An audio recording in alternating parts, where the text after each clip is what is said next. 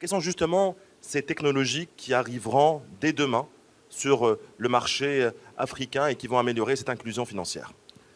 Toutes nos activités s'articulent autour d'une ligne bien précise qui c'est Enable the Future Now. Et aujourd'hui, ce que nous avons essayé de montrer, c'est comment est-ce que les moyens de paiement de demain se feront ou se font même aujourd'hui.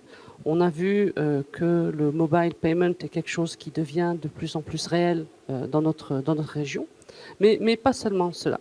Vous avez dû certainement voir tout ce qui n'est pas visible, et je m'explique, c'est tout ce qui est paiement invisible. Donc aujourd'hui, nous payons avec le mobile. Demain, on ne sortira peut-être pas le mobile.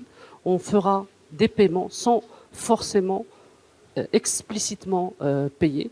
Vous avez dû le faire peut-être en arrivant de Casablanca, quand vous avez dû passer par les bornes de paiement de l'autoroute, Oui, tout à qui fait. sont aussi, donc c'est de la technologie d'HPS aussi. Et donc ce paiement invisible est quelque chose qui de plus en plus s'exprime et qu'on voit sur les différents marchés. Contrairement à ce qu'on pourrait penser, l'Afrique et la région où nous évoluons aujourd'hui sont états pionniers dans le monde du paiement, et nous ne sommes pas obligés de passer par les mêmes chemins Ouais. que ceux qui l'ont fait avant.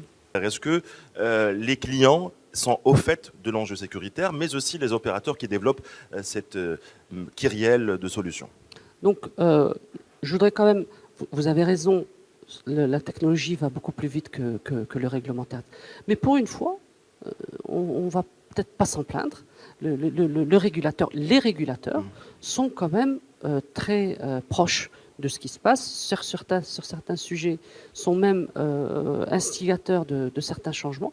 Donc, on ne va pas, pour une fois, leur reprocher ça. Par contre, est-ce qu'aujourd'hui, le client est conscient? Est-ce que le client est vraiment dans ces sujets? Oui. Il ne faut pas, je vais être un peu, faut pas prendre les gens pour moins intelligents qu'ils ne le sont. Mais aujourd'hui, je suis sûr que nous le faisons tous. Je vous donne juste quelques exemples pour vous montrer que la prise de conscience. Très souvent, quand on va acheter quelque chose, on prend son mobile et on compare. Avant, on ne le faisait pas. Absolument, absolument. On compare les prix. Très souvent, on sait plus que la personne qui essaie de nous vendre. Et donc, sur ces aspects de sécurité, aujourd'hui, les gens le savent, savent ce qui se passe, ce qui ne se passe pas. Et dès qu'il y a quelque chose qui ne va pas, ne vous en faites pas, tout le monde va être au courant. Donc il ne faut pas forcément se dire que les gens ne sont pas... Évidemment, les risques sont là, il faut se protéger, etc. Mais ce n'est pas...